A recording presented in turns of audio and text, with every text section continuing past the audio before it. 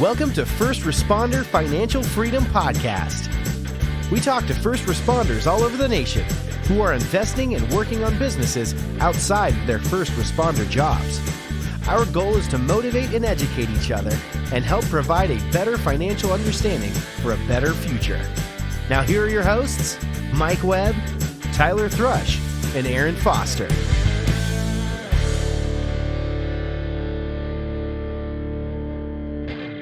All right, First Responder Financial Freedom with Tyler Thrush, Mike Webb, Aaron Foster, and our new friend Keith Sant, who is a SEO professional. He runs a group called SEO Meets Real Estate Investors. He's native to the West Coast, California, Washington, and now, as of 2 weeks ago, he's in Texas. So Keith, thanks for hopping on with us, and we've got a lot of questions. So hopefully we don't go too much longer than an hour, but I'm sure it's going to be easy too. Yeah, absolutely, man. Thank you. I appreciate you guys for inviting me on here. So before you started doing the SEO and the marketing and stuff like that, what were you doing, I guess, like after high school or during high school? Or the plans going into your adulthood? I didn't have any plans. I dropped out of high school my freshman year. I got my GED and moved to California, and I started a firewood cutting company. I didn't have a lot of prospects, and I got emancipated when I was 16 years old. And so I started that. I did a ton of manual labor, and I met my buddy Terry. Actually, he was like my mentor when I was like 17, 18 years old. I met him at a Home Depot, ended up doing some work for him, and he was a first responder, which was super cool. He taught me the ropes, and a lot of really cool stuff. So Terry, the guy you met at Home Depot, he was, I think you told us before we started this week, he was like 70 years old. Is that right? Yeah, I was 70 and I was like 18. That's a hell of an age gap for a mentor, but that's awesome that he like took you under his wing. It's kind of like the grandson I'm going to mold into what I want him to be. For real. He had no reason to do it and just a ton of kindness and help, and it was amazing. Was he a cop, a firefighter? What kind of first responder was he? He was a firefighter for a long time, and then he rode with like the Sacramento County Sheriff's Posse. So kind of did a couple different things. Do you want to talk about the emancipation from your family at 16? Yeah, I don't think anybody's ever mentioned that or said that. But funny enough, we just talked about this the other day in our training at work because of basically protocols, how people can make decisions once they're emancipated. So I don't know if I've ever known anybody that's actually been through that. Would you mind just hitting on that quick? Yeah, I mean, bottom line, I was able to convince a judge that I can make better decisions than my parents could for me.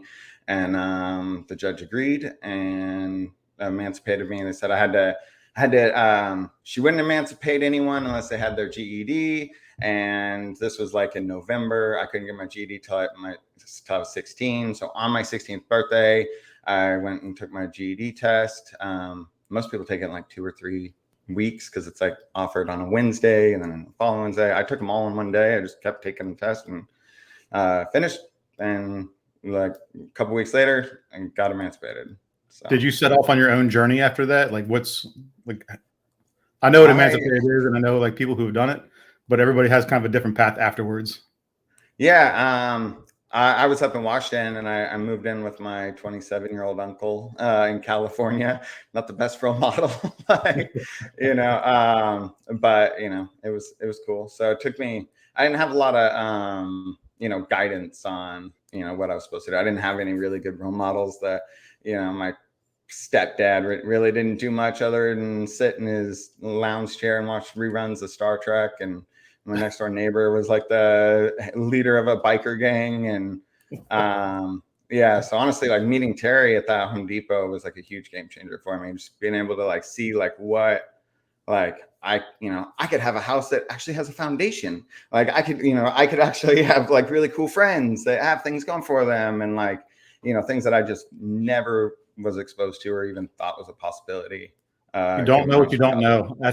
That's one thing is like, you don't know what you don't know. If you're never exposed to it, you don't know what your capabilities are until somebody's like, hey, try this, look at this, open this door, peek through this window. It's like, oh, if he can figure that out, I can figure that out. So it's good that you got exposure to somebody like that. And it's nice that he kind of took you under his wing. So did you meet him in California?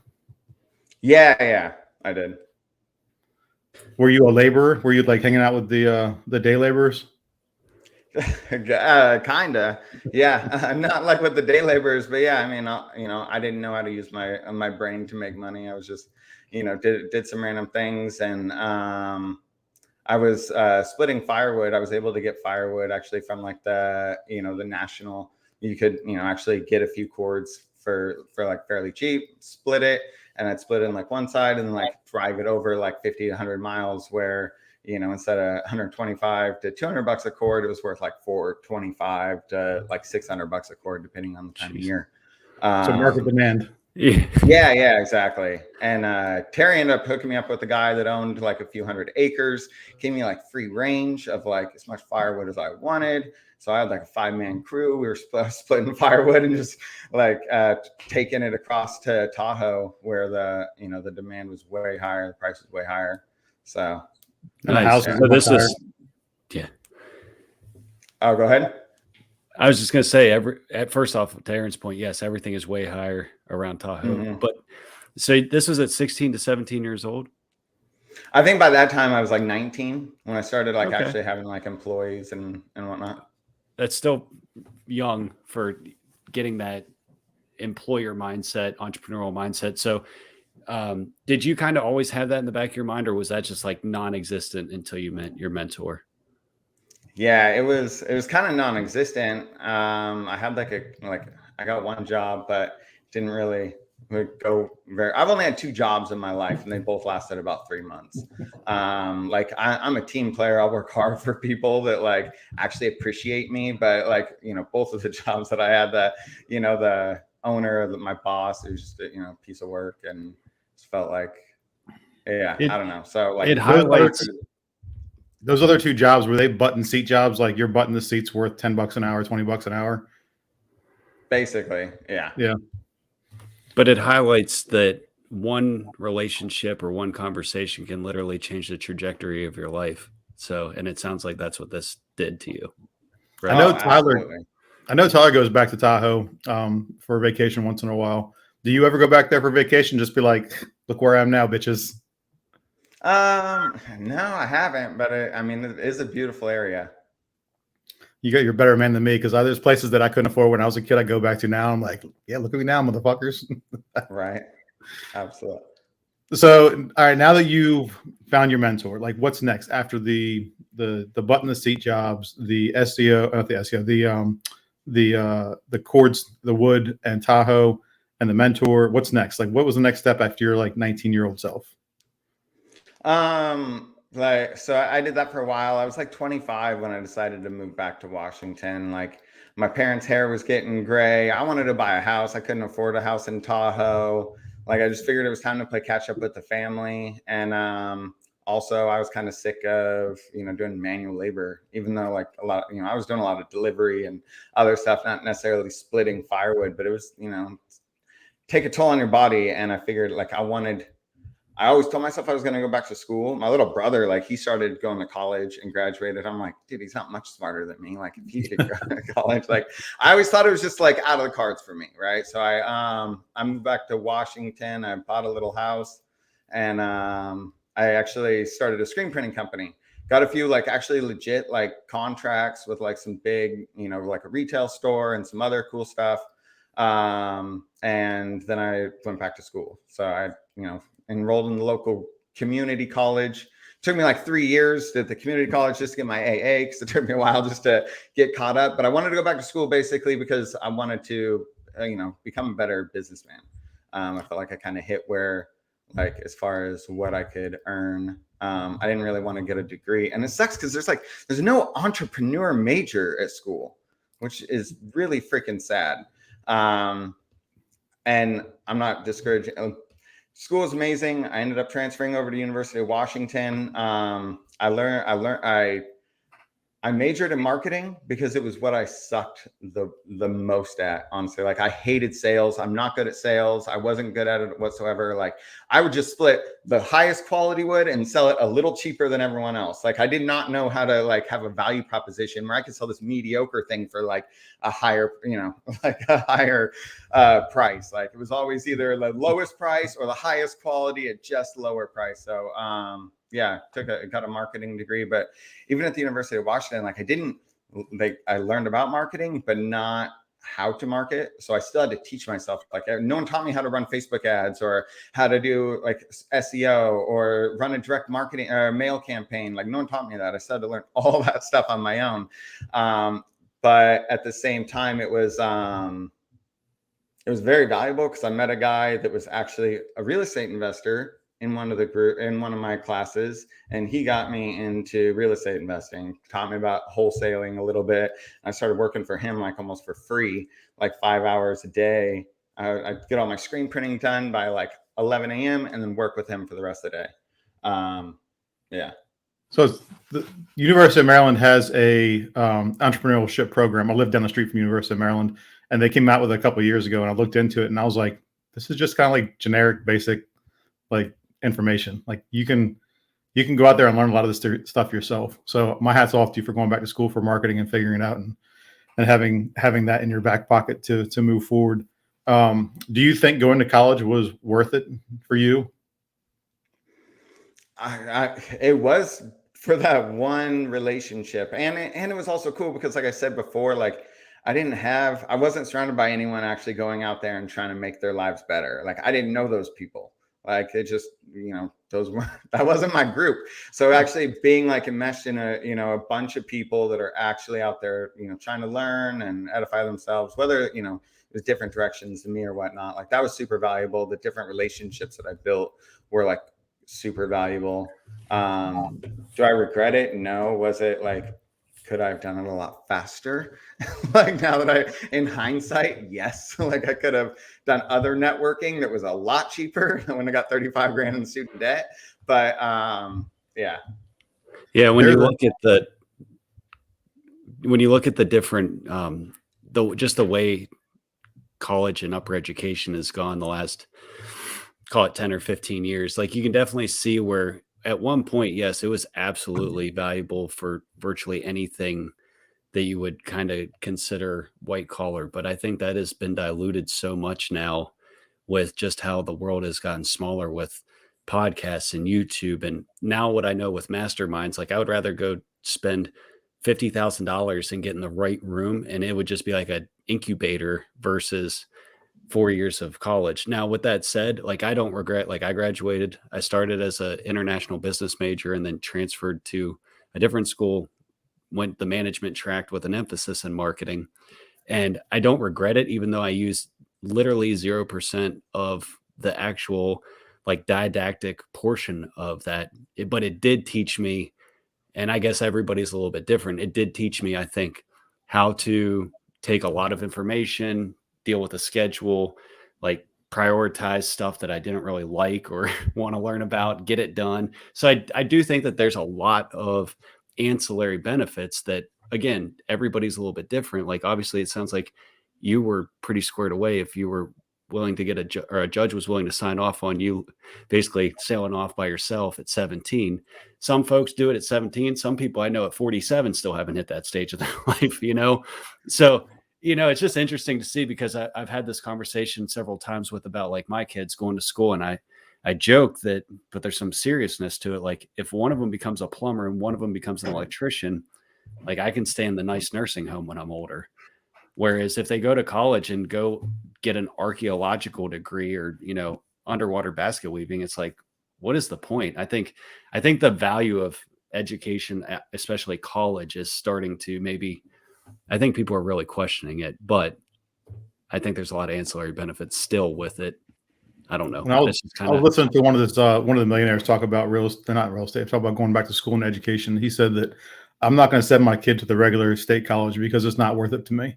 He's like, I'm going to send them to the Yales, the Ivy League schools, the Harvards, to network, because that's what she's going to school for, to network. It's like, outside that, he's like, a college degree is just a college degree nowadays. Everybody wants a bachelor's, everybody wants a master's. It doesn't matter who it comes from, but the networking was what makes the difference. And I think, to Keith's point, case in point, is going to be once he networked with that first 70-year-old guy and kind of showed him the ropes and gave him opportunities to open doors for him, it just kind of opened his eyes to a world that he didn't know existed before. And I can relate to that. And I think Tyler's got a little history with that too. Like, Tyler, when you when you first started looking at mentors, like how did you find yours? I mean, it was just a lot of it was networking and like looking and seeing who was doing what I wanted to do, and then just going from there. And I also, like, I went the college route too, because that's what everybody said you should do. And then I ended up with $100,000 in debt, and and then I went to the fire service. But I mean, like Mike's point, it teaches you time management. It teaches you all these things that are not necessarily what you're there for. And we always joke with my son right now too, because he's super mechanical. I'm like, dude, there's no need for him to go to college. He can do a trade, and I can show him how to run a business, and he would be far better off spending the money that we would spend on education, in my opinion, doing something like that. I just think it would catapult him. So like for me, as far as the mentorship goes, I've just always looked at people that are doing what I want to do and either get in the same room with them or pay them for their knowledge and expertise. And I'm a huge believer in it. I think, like Mike said, 50 grand, if 50 grand puts me in the right room, that makes me, I mean, just even 50 grand. I highly doubt that would be the case. I get my money back. It's worth it to me. And now I never look at the cost of any type of mastermind, mentorship, or anything, because to me, it's not like it's not linear like that. It's not like, oh, 50 grand, that's a lot of money. It's like, well, who am I going to meet? What am I going to learn? And do I think it'll exceed that? And I mean, like I said before, I would hem and haw over certain things. Now it's like, yep, I'm going to do it. Boom, pull the trigger, spend the money. And I think the money gives accountability too. You do a lot of stuff for free. It's easy to kind of back out of it. Oh, I'm not going to do that right now. You put a couple grand down on something, you better believe you're going to take that more seriously. Keith, did you ever do any like mentorships or not mentorships? Like, did you ever do any masterminds or anything like that as you were coming up? No, a little off topic. My little brother, though, if you guys have any kids that are going to college or anyone else, anyone that's like going into college at like college age, I would recommend joining a fraternity. That is as far as like a young age, get in there and actually network, and not for all the other kids in your fraternity, but for the alumni. They hire the fraternity kids coming out, and it's not what you know, it's who you know. If you like, and if you're able to get in, like, I don't know, that's what my little brother did. And telling me, like, he wasn't much smarter than me, but he was a pretty smart kid. He ended up, his mentor, he was able to kind of was one of the founders of Ticketmaster. And now like he got a job at a dinner table from that guy. Just, hey, Kyle's looking for a gig in real estate. Oh yeah, what kind? Oh, blah, blah. You should give him a internship. Yeah, I could do that. Literally, that's how I got a job with like one of the top, like in the top 10 realtors in the nation. There's over 1 million realtors in the nation. He's now, and yeah, anyways, he's in Menlo Park, California, selling, like where a teardown is worth $1 million. Yeah, and that was all over dinner because he was in a fraternity. I think for any young person, for me, I went back to school, I was like 24. I'm too old to go in a fraternity at that point. But like in hindsight, if you're really trying to get a jump, or your children, like really, I think it's very smart. And fraternities have a bad name, right? Like some of them, like, there's like party school. Like my little brother, the one he went to, he was like a Phi Psi. They, have a big endowment program. They, they're not like, just party central, and had like a lot of killer benefits. So, doing belly flop contest off the second floor porch on some mattress. My man Blue. Yeah. But me and my brother, we actually started a security company. That's something I didn't talk to you about that, but yeah, we started a security company at the University of Washington because all the registered parties, they all had, any registered party at the sororities or the fraternities, they had to hire security. And there was like one company doing it, and they were doing a horrible job. The parties were getting shut down, this and that. So like my brother's like, we should start a security company. And I had a bunch of friends. I had a t-shirt machine. So I made our t-shirts, bought some walkie-talkies. We got registered as an event. We're in business. Event staff. Dude, we literally stole all that guy's clients. Like, and then we ended up selling the company, which was amazing and pretty freaking cool. All right. Well, we're not going to breeze over that one that easily. So okay, you start this. I get it. You got screen shirts, Nerf guns, and walkie-talkies. Like, so how do you like get contracts, or how do you get paid for something like that? Is it a flat fee? Like, hey, is it on attendance? Because Aaron's down the street from University of Maryland, so we might need some t-shirts. Yeah. So like, it depended on how long they wanted. If it was like a 4-hour block, like usually they, and how big it was, how many people. Most of them were like 4-hour blocks, and they needed like 4 guys. Sometimes they needed more. It'd be more. It was like 750, like a flat fee, and that was easy for us. Like there's high margins on that. If I paid 3 guys $100 for 4 hours, like who were already only making like $15 an hour, they're pumped. And so we were good. Did you have to get a big umbrella policy or something? No, because they didn't actually need to be security. We were like event staff. We're event coordinators. So we didn't actually have to get like security license or anything like that. We did a ride along with one of the University of Washington police officers to ask them like, hey, what did they look for? What would make parties run smoother for you guys, so you didn't have to come crash on blah, blah, blah. They loved us. And then we just literally made some little flyers, put them in all the mailboxes of everyone, said we're offering special $500 first party. We knew the other guys were charging like $750. So we got our foot in the door. That is the first I've heard of this business model. So all of our buddies that are cops listening to this, looking for a side hustle that maybe real estate's not your thing yet, there you go. Dude, Keith, did you dissolve that company? Did we dissolve it? Right? You sold it. Yeah, right? we sold it. My little brother, he got that job in, he was graduating. He got the job in California in Menlo Park. And so like the following year, I wasn't going to continue and I was moving on to kind of like some bigger stuff too. But yeah, we did that. We also sold stars too. Stars? Yeah. Like it's kind of like your castle thing. Like nameastartoday.com. No. Like literally, if you want to like name a star after someone, like we can send you a certificate and name on it. And we're going to have to talk after this. I got some ideas. There's no shortage of ways to make money out there, guys. Nope. Like, I mean, you guys know this, but like anyone saying that there's like, I don't know, they're hamstrung with their job and their 9 to 5 or whatnot. Like Keith Sant, most interesting man in the world here. So we're selling stars. Go ahead. Mike says I'm down the street from University of Maryland. So I don't know if you guys remember this. It's a long time ago. University of Maryland had a riot one year. And during that, I was a spectator. Like I stood off to the side, just watched the whole world burn because everything was on fire.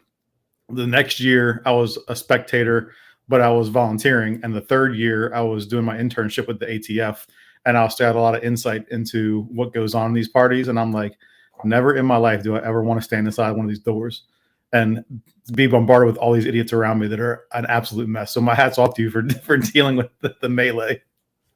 Yeah. Yeah, it wasn't the best job.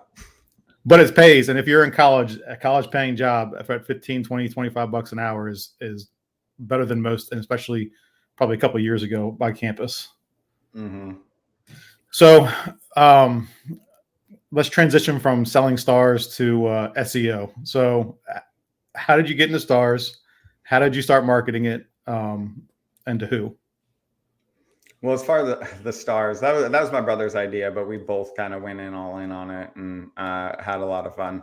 But then I got into real estate investing, right? I always wanted to get into real estate. I bought my first house like when I was, right before the crash. So I bought it at like, 175, a couple years later, it's where like houses just like mine are going for like 90. 110, I saw one like 65,000 like at auction. Was this the 2008 crash? Yeah. I was in the same boat as you. Yeah. So, but I was able to hold on, just kept making my payments for a long time. Finally wasn't underwater anymore. And that's when I met this guy at the University of Washington doing real estate. And I was always like super interested in it. And I kind of picked his brain one day and he told me he was investing down in Texas, doing some stuff, and kind of learned about like this wholesaling thing. And I had a little money saved, and I was like, I cut back on the screen printing to learn this because I was very, very interested. And so I would like screen print like from like 3 a.m. to like 11, and then go over to his house and like learn and basically work for free on like the real estate investing side. I did that for like 4 or 5 months before I like kind of started branching out on my own. And but with everything in real estate investing and like everything really, like you need leads, right? Like everyone, like if you want to flip a house, there's no shortage of people that want to flip houses. Like they might have $1 million in the bank or have a crew that'll work for free. But like if you don't have a deal, if you don't have a house that you could get at a cheap enough rate or a discount low enough where you could still put the money into it, flip it, sell it, pay all your closing costs, expenses, taxes, and still make a profit, like you don't have anything. And so, you know, I wanted to get my phone ringing, and I just learned everything I could about marketing. I did a ton of marketing. I did, you know, ringless voicemails, direct mail, cold calling, which I absolutely freaking hate. Text message, like, yeah, I don't know. I hated cold calling, but it worked and it's free. So I basically did every type of marketing you could think of other than like TV and radio ads. I even like got like shopping cart ads, like spent 12 grand on like shopping cart ads, which like I could have really just lit that money on fire. It would have been more fun. Didn't get a single phone call from that. But yeah, I saw you in my grocery cart. I'm interested in selling my house. Right. Yeah. But you didn't know that. I mean, you don't know what you don't know. It might have worked. Maybe you got some, you know, stroller moms, and you know they would have been interested. Like you wouldn't know that until you tried it. So maybe if anything, realtor referrals. Yeah, one deal, it could have worked. Exactly. Yeah. So, you know, I've done enough things wrong to know what to do right. And I was able to get a lot of leads for cheap. But then I realized that like not all leads are the same, right? Like, so I could talk to one person that wants to sell their house, you know, because I cold called them and they're like, yeah, I might be interested.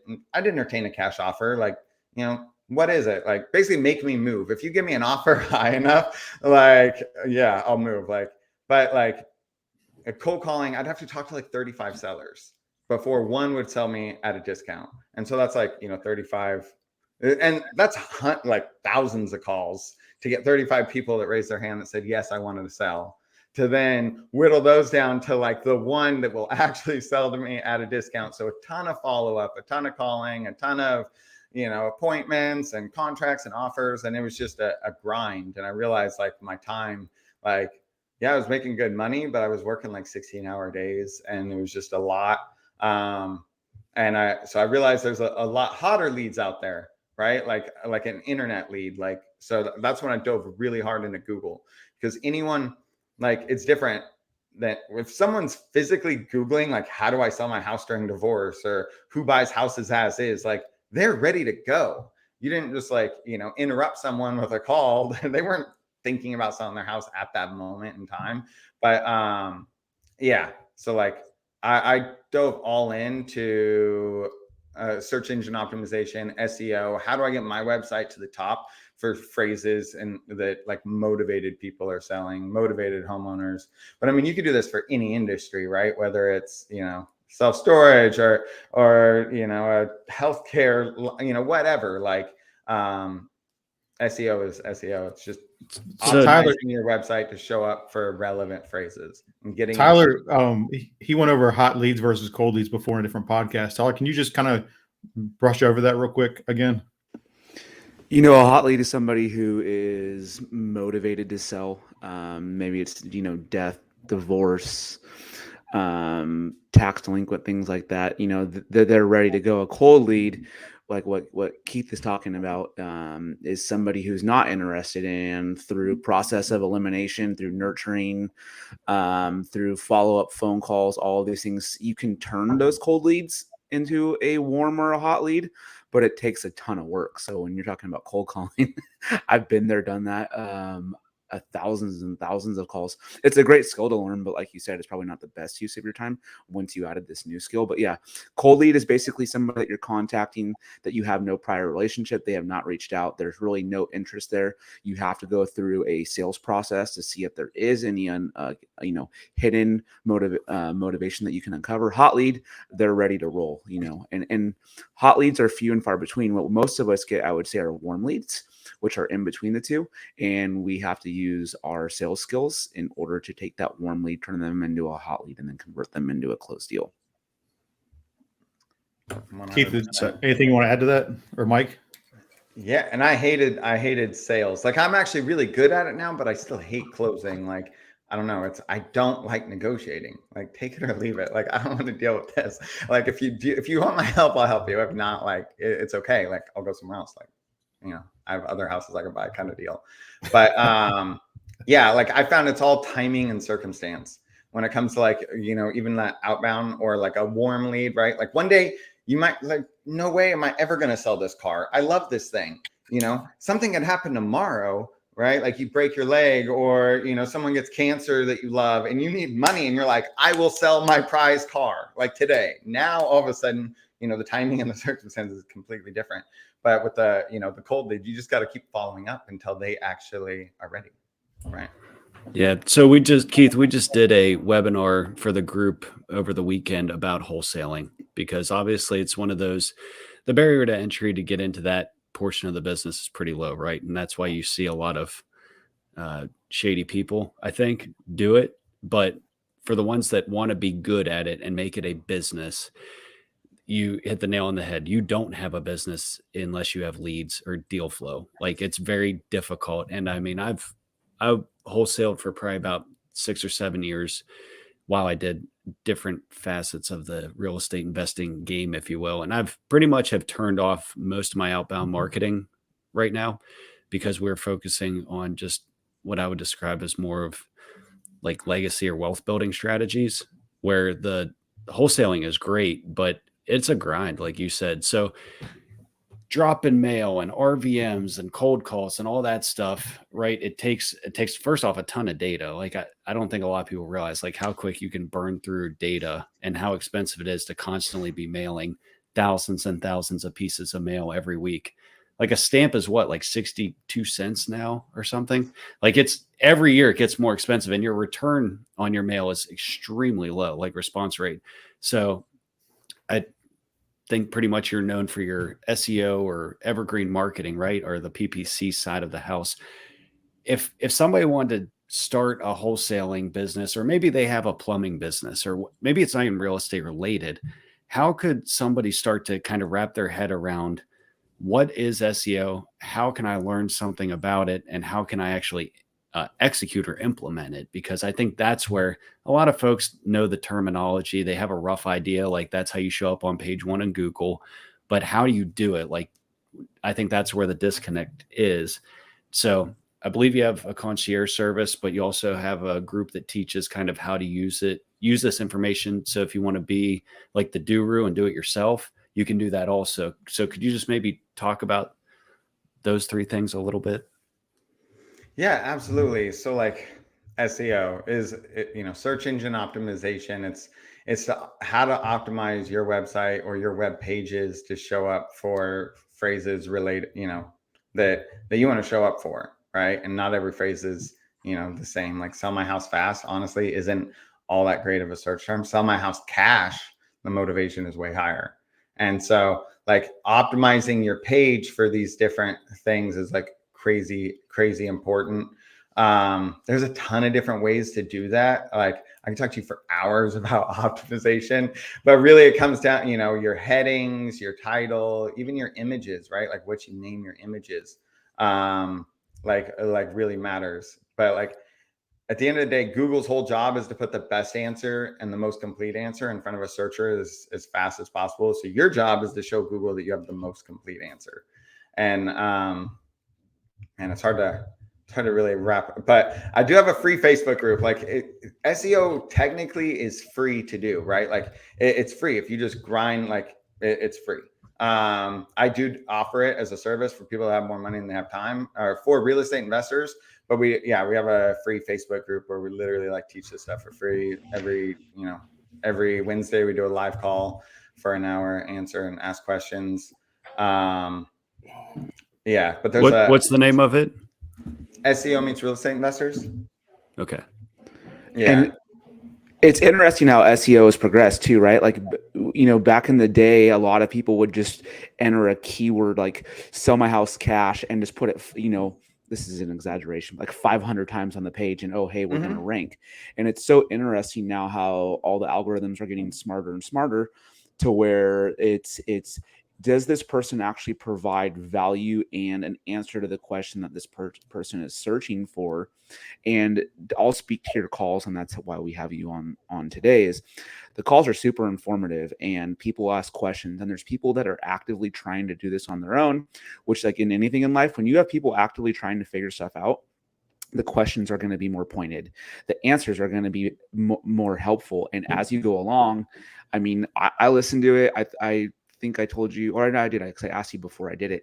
My VA who works for me is on the calls. He listens to the calls every week, and him and I are talking, and we're implementing, because SEO is so powerful, and it's a skill no matter what you decide to do, whether it's real estate, plumbing, anything you want to do, haunted houses. I mean, you name it, it's going to be a skill that's extremely valuable to learn. And once you learn it, like you said, maybe you don't always do it on your own. Maybe you hire somebody out like yourself to do it, but it's really powerful to understand what it actually entails and what it is. And, you know, like there's no more, I mean, as far as I understand, keyword stuffing, stuff like that, that's kind of gone by the wayside. There's a bunch of strategies that you guys teach in the group that are much higher ROI.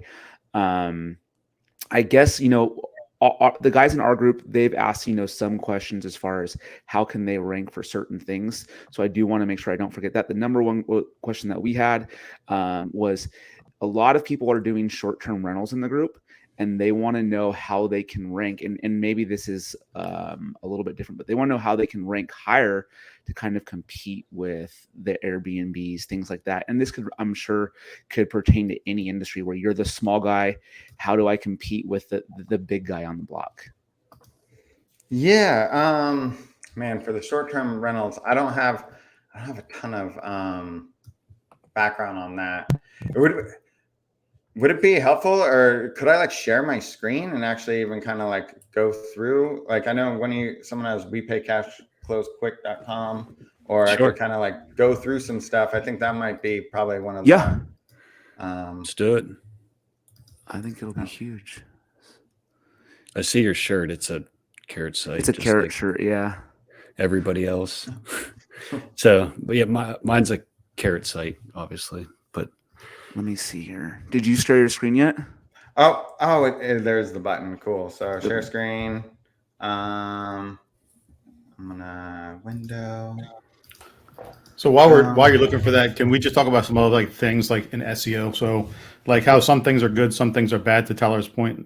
So I just added a couple of things on here, like zombie pages are bad, cross posting good, content's good, the longer wait times on sites good, suggested words that you obviously drive traffic to your website, and organic searches. If you pop up, then it drives more traffic and it's better for you. So go ahead, Keith.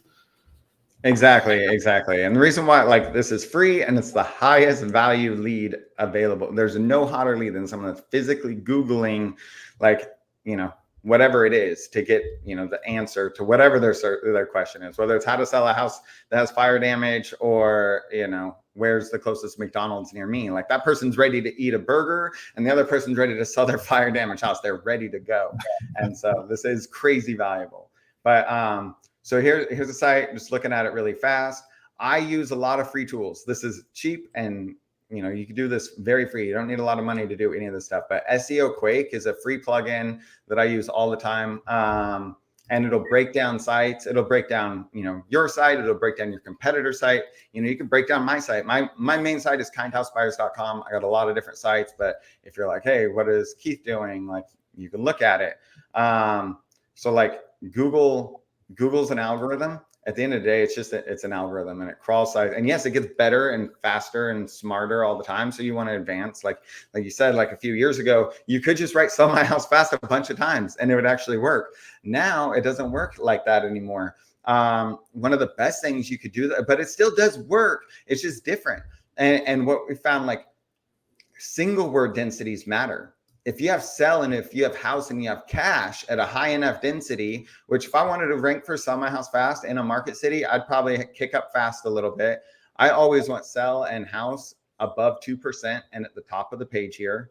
And then for me, cash, because cash is a way better phrase. Like I said earlier, sell my house for cash is more motivation than sell my house fast. Everyone wants to sell their house fast. I don't care if you're going to list an agent, you want to sell fast. No one Googles sell my house slowly. right? But it doesn't mean they want a cash offer. It doesn't mean they want to sell it to an investor. And if they put cash in their search phrase whatsoever, cash for my house, sell my house for cash home buyers near me, like cash for houses, cash for homes, like anything with cash in it, the motivation goes through the roof. So just having that single word at a high enough density is going to be able to make you show up for a ton of phrases. You don't have to double down on sell my house fast or sell my house cash 1,000 times. It's all about the single word densities, and that's what's really going to help you. So let's just say you want to write an article about I don't know, selling a house and divorce in Washington. I would have sell, house, divorce at the top of this list as far as density, and I try to get them above 2%. And then Washington would be like my next highest used phrase. And this is the one where you said the other day that you don't want it above 4%, right? Because then it starts to look. I don't go above 4%. There's other people that do. I try to say safe. I think it's So just the quick definition for anybody who's listening wants it broken down. Keyword density refers to the number of times a keyword appears on a given web page or within a piece of content as a ratio or percentage to the overall word count. So yours is 4%. So you only want 4% of the words buy houses or Washington. You only want 4% of that in the whole content of the page, right? Yeah. And it's all based on, the number of words you have, right? So again, this tool, again, it's free. It's amazing. I could see a lot just by looking at this page. You have so many words, 1,698 words.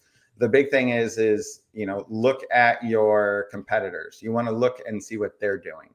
If they have, you look at the other SERPs, like if you're trying to rank for sell my house for cash and, what is this? Martinsburg. I would, Google that, use SEO Quake, see how many words do they have, and try to, if the average is 2,000, you probably want 2,400 words, right? Just be slightly better. You don't have to have the best website out there. You just got to be better than the guy in front of you. And that's usually pretty freaking easy because people are lazy. It's insane. And especially I don't know, whatever is easy to do is easy not to do. But you can optimize this thing really fast by adding more keywords in the heading, adding more keywords in the meta description. The single word densities are what's really driving things nowadays, and signaling to Google what this page is about. And just be another thing to keep in mind, because a big rookie mistake is people think Google doesn't rank websites, they rank pages. So each page has its own set of keywords or its own location or whatever it is. Don't try to optimize your whole website for, like this one, sell my house fast, Martinsburg. So that's this homepage. Then you go over to your get a cash offer today page, sell your house fast, we buy houses, Martinsburg. You basically have two pages right now competing against each other because they're going after the same set of keywords. So for me, I would de-optimize this. Honestly, I don't even like this page. I would just delete it altogether. Same with your sell your house page. Get rid of this one. Sell your house. I love the honesty. Hey, that's good advice. So far, I've just found 3 pages already that are all optimized for the same city. And so Google's going to be confused. They don't know which one's actually right. It holds them back. And none of them are going to be able to get to the top. So let me ask you a question, Keith. If he were to remove that terminology from the other pages and he put those words on his main page multiple times, it would potentially rank higher in Google because they're not competing against each other. Absolutely. Yeah. Instead of I would de-optimize. So instead of sell your house fast in this, sell 75% faster than with an agent. Right? I didn't say sell my house. I didn't say Martinsburg, good sales copy, but not SEO optimized. No keywords are in there. If that makes sense. That makes sense. Yeah. So how much of this is a set it and forget it? How often do you need to go in and tweak this and tweak that? Dude, once you optimize your page, it's kind of like a one-time thing. Yes, you can. For the most part, it's a one-time thing. Maybe go back every year and kind of look, because things change a little bit, and entities change. And I don't want to get too technical with you guys on that, but entities are really valuable. And an entity is basically something that Google associates with your parent topic. And so I said earlier, Google's whole job is get the best answer and the most complete answer in front of a searcher as fast as possible. One of the best ways that they find what the most complete answer is through these things called entities. It's and are you mentioning those? So I don't know, we buy houses Tacoma. So if you literally Google anything at all, and then you click the images tab, the top row here, these are entities. These are things that Google associates with the parent topic. And so house buyers, Sean McNaughton, which is the owner of We Buy Houses Tacoma, like the actual company name, home buyers, realtor, for whatever reason, Indianapolis. I don't know why. But if I want to show Google I have the most complete answer about We Buy Houses Tacoma, I'm going to include all of these that are relevant, except for probably, this one's not relevant. Sean McNaughton's not relevant. House buyers, home buyers, realtor. Yeah. And so I use another free tool called Scraper. It's just free. You literally right click, scrape similar. Oh, it's not going to show you because it's off on a different tab, but it's basically just grabs the whole list of them. And then you just copy those in a spreadsheet. Boom. You keep doing this. And maybe, I know sometimes this is, so I don't know. Keith, let me ask you this. A lot of the info pictures have words on it. Does that make sense in SEO? Does it make it better or worse? So Google, I see 124 real estate, Keith Sant wholesaling. Does that make a difference in your ranking? Yes. Okay. Yeah. Yep. Google can actually read stuff, and it's pretty interesting. So nowadays, if you put one image and it'll show you all these similar images. If you actually Google We Buy Houses, most of the images say We Buy Houses on it. So if I wanted to double down and rank for We Buy Houses, I would have images with We Buy Houses on the image somewhere, or other keywords on the stuff. But just to if you're kind of lost on entities whatsoever. So if I Google my own name, sometimes it just makes it Norberto Ponce is my business partner, my father-in-law, commercial real estate, deal machine. I'm friends with David Lecco. I've been on the podcast. I'm the owner of Kind House Buyers. I'm real estate. I'm big on real estate partners. I'm in wholesaling. If you were to write an article about Keith Sant, it would not be complete if you didn't mention these things, if that makes sense. So I think that's great information. Do you include, or have you tried, or have you looked into AI doing this stuff? For the writing? Yes. It's really hard to then take all these entities and then have some AI actually spit out content. Because but what I do is I'll do some research. I'll find out the keywords that I want to rank for. Let's just say it's some, and then I'll make an outline, and then I grab all the entities. I grab that big list. I send the outline and the entities to a copywriter. I use textbroker.com. And you pay by the word basically. And wait, I could probably show you. They just paint you a pretty picture of what to word, they're wordsmiths. Yeah, so there's copywriters. I don't use AI because AI can actually read other AI stuff. And Google doesn't want to put AI content on there. They don't want hundreds of thousands of more pages being indexed in Google every day because it costs them a crap load of money. And so you want handwritten stuff. But this is something that I'll do. I literally put a whole content outline with all, these are all the entities. Then with a suggested amount of usage, and I send this to a copywriter, and 3 days, these are all the entities that I had them put in, and just doing. And this is stuff that you probably, I don't know if you've ever heard about. I know a lot of people that in SEO that didn't don't really know a lot about that stuff, but I'm gonna have to go back and watch this. Yeah, the reason I asked.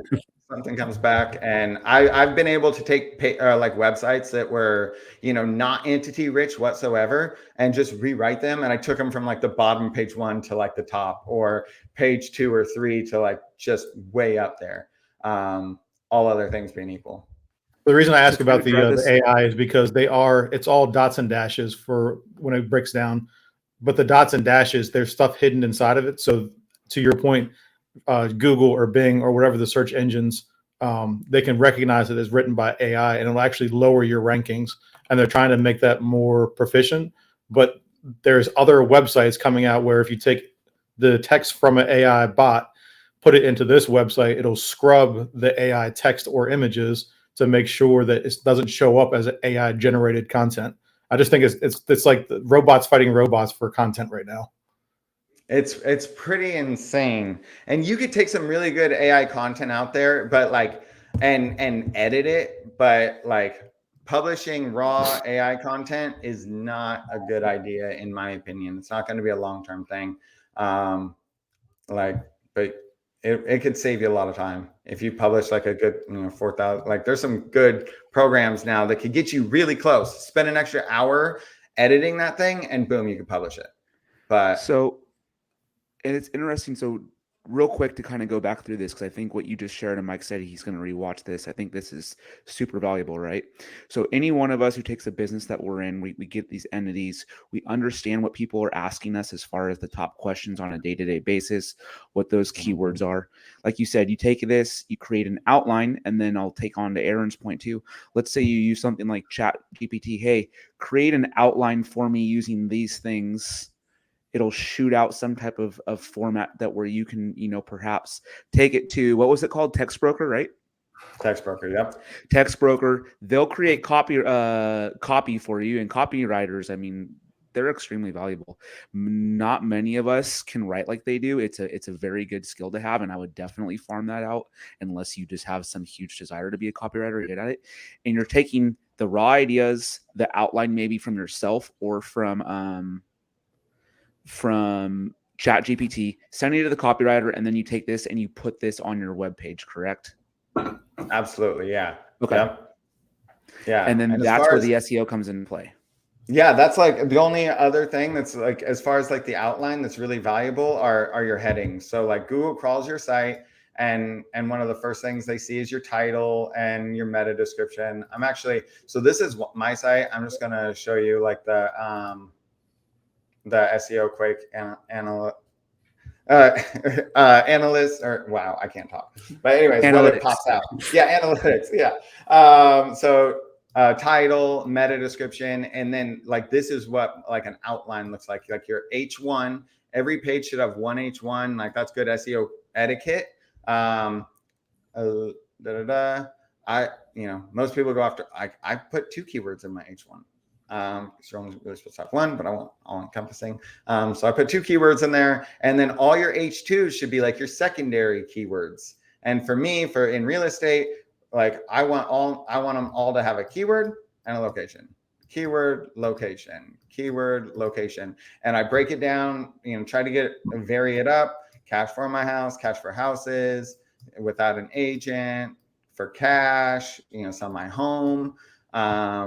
Like try to get as many of these as possible. Yeah.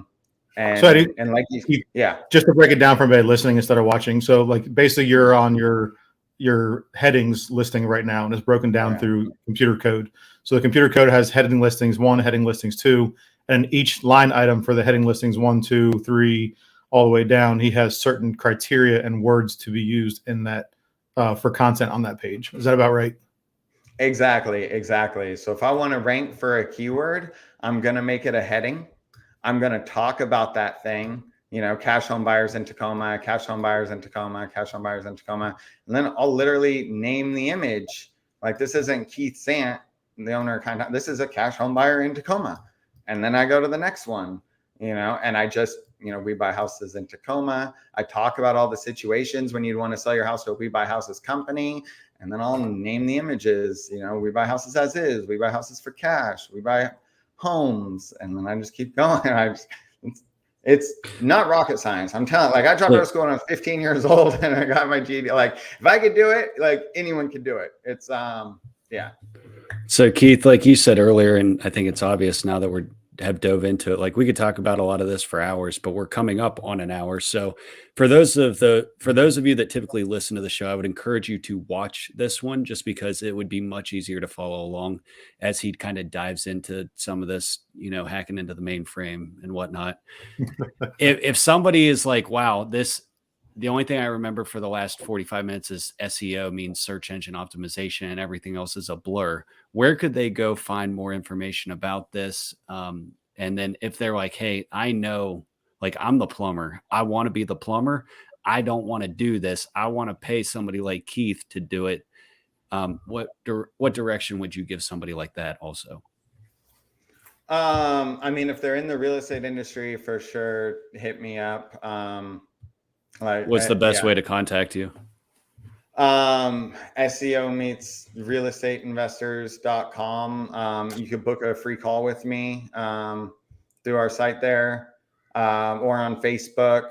SEO meets real estate investors. Keith Sant on Facebook. Friend request me, send me a message.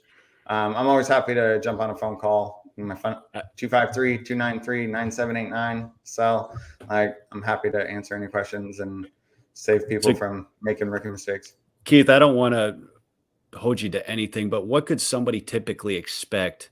Say they're a one-man band or 2-4 people selling a couple wholesales and they're in their random place in Kansas.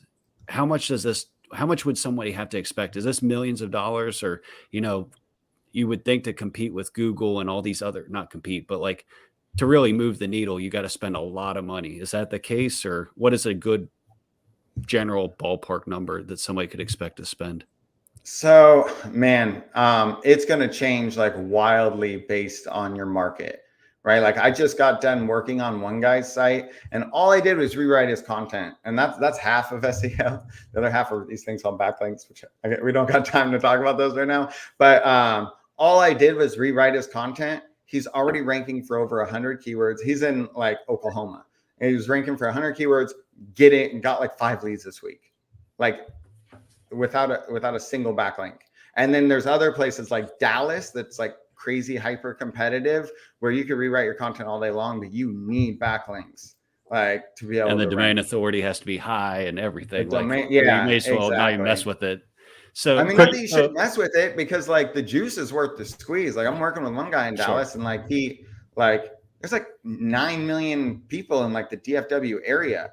And so there's a ton of search volume. And even though the competition's high, like the amount of leads and search volume is going to be high. Like, I mean, in Washington State, where my site is, like, there's only 11 million people in Washington. So also like the whole, my opportunity is only so high, even if you're number one, right? So let's maybe change it. What's the most you've ever had somebody spend, and what's the least amount you've ever had somebody spend? Because if they're in San Diego, I get it. It's going to be vastly different than if they're in, maybe Des Moines, Iowa.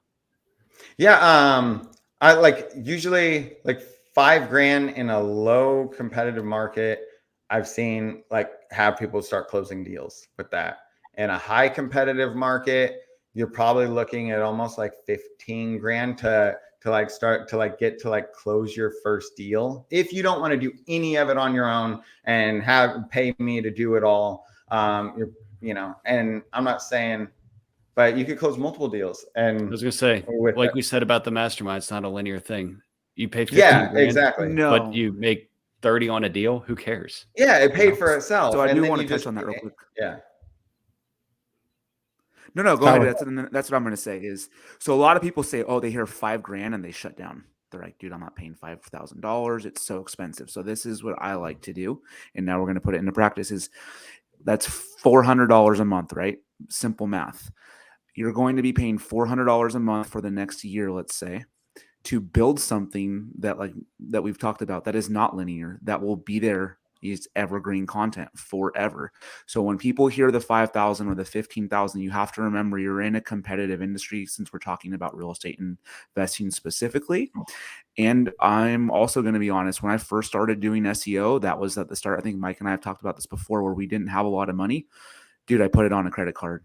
And I literally bet on myself, hey, do I think I can make $5,000 on this in the next year to where I will pay myself back? And the answer is almost 100% going to be yes. I didn't want to cut you off, Keith. I just want people to understand, because a lot of people, they hear 5,000, especially 15,000, and they shut down. But when you're running a business, you have to look at it differently. This is an investment. How soon am I going to recoup my investment? And after that point, what is the return?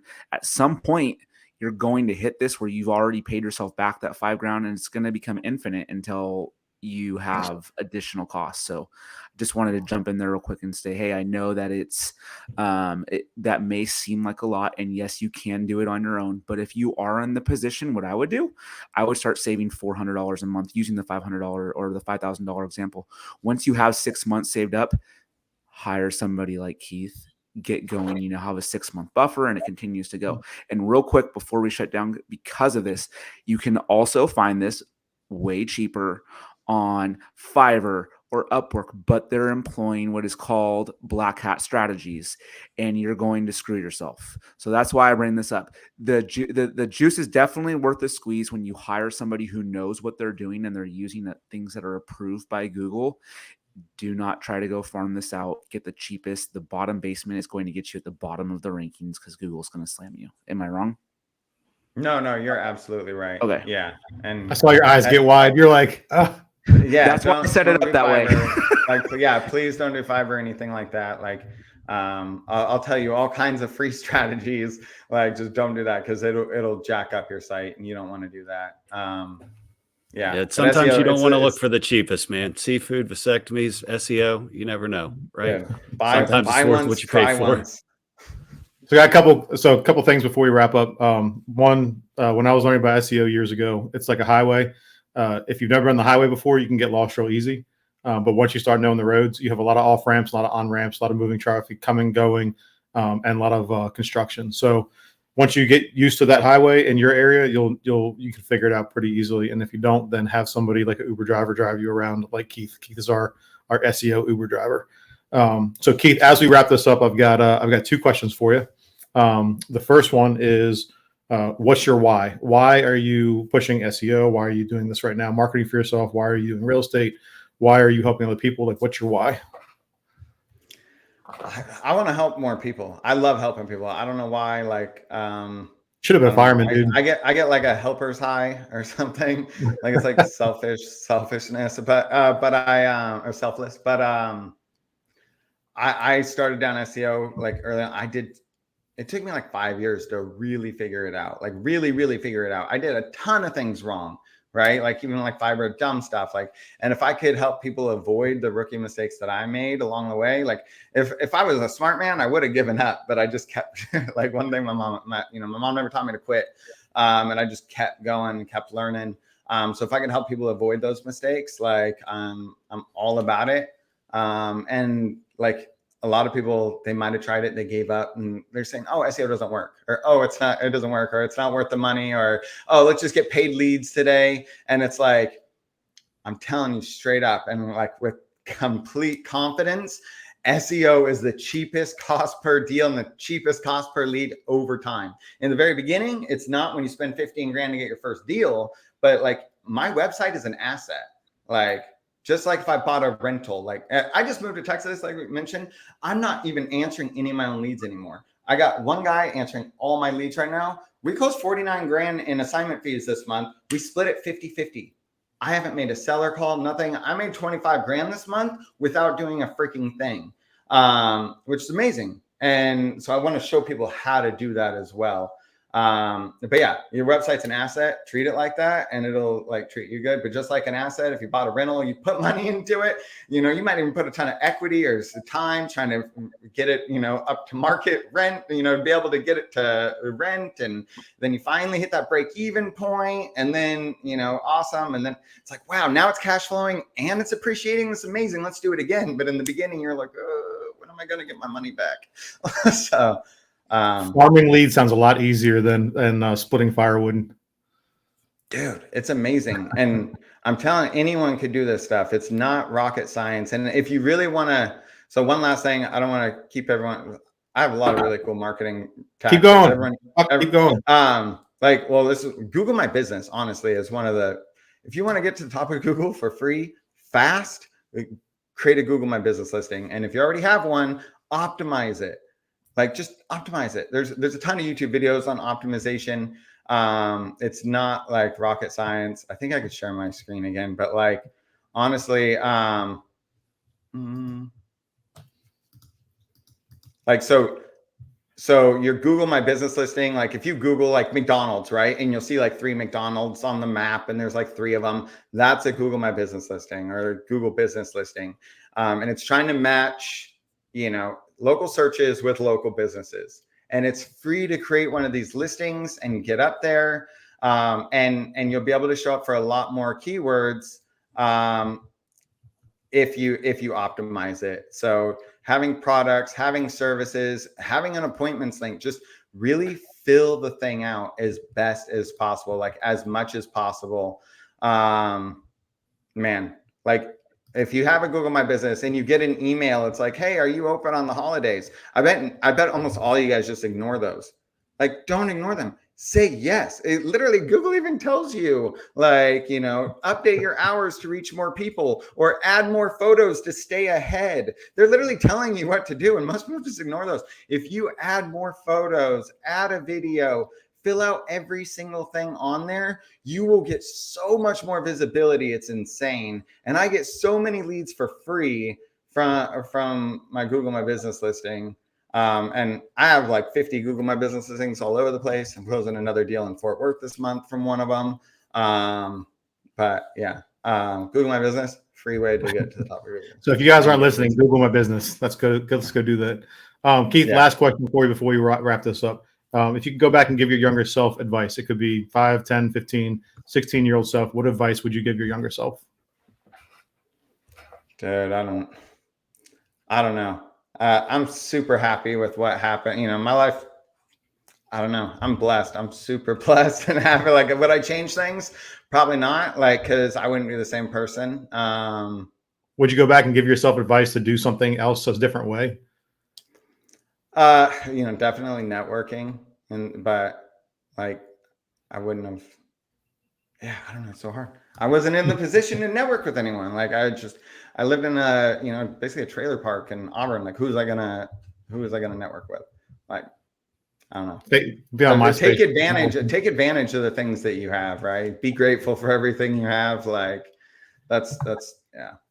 Put yourself in a position where you can network more if you have the option. Yeah. I mean, I think at 16, how many of us were actually networking? Like, our parents might think about it. Like, if we send a kid to a private school, their foresight or insight is to know, okay, I'm putting it into a private school. These people are probably connected. Like, they have the insight. But when you're 16, like, you're chasing tail, you're playing sports, you're, you know, doing dumb stuff and getting life experiences. So that is what it is. But yeah, that's good to reiterate the fact that we need more networking, because your network is your net worth, and it can make a difference in your life and quality of life.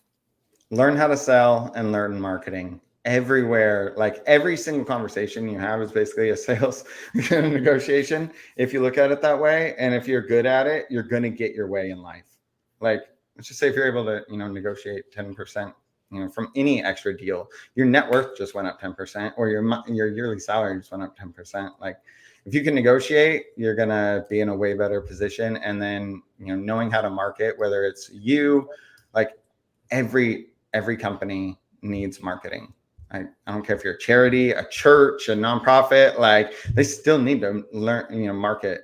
And it's a crazy valuable skill, especially for entrepreneurs.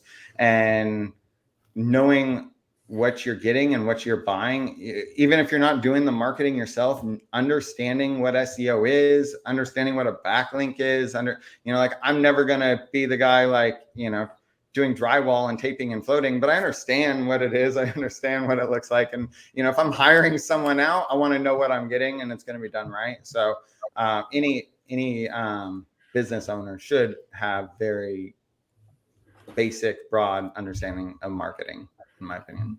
Yeah, it's not 1950 with the yellow pages anymore. You actually have to get out there and get in front of people, because there's a lot of competition. Exactly. All right, Mike, Tyler, guys, got anything else?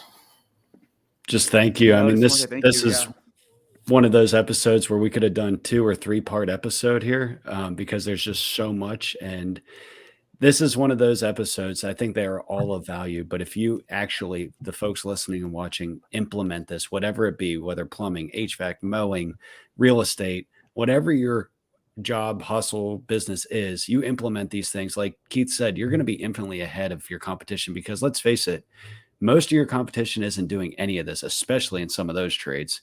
And you implement some of this over the next 6 to 12 months, it legitimately could pay you back 6 figures. So take these 60 minutes, implement it, get some 6 figures in your life. All right. Thank you, Keith. Thanks, guys. Appreciate it. All right. Thank you.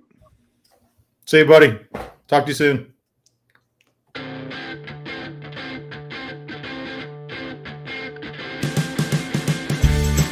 Thanks again for spending some time with us today.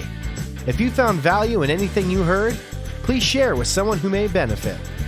We look forward to connecting between shows in our Facebook group, First Responder Financial Freedom.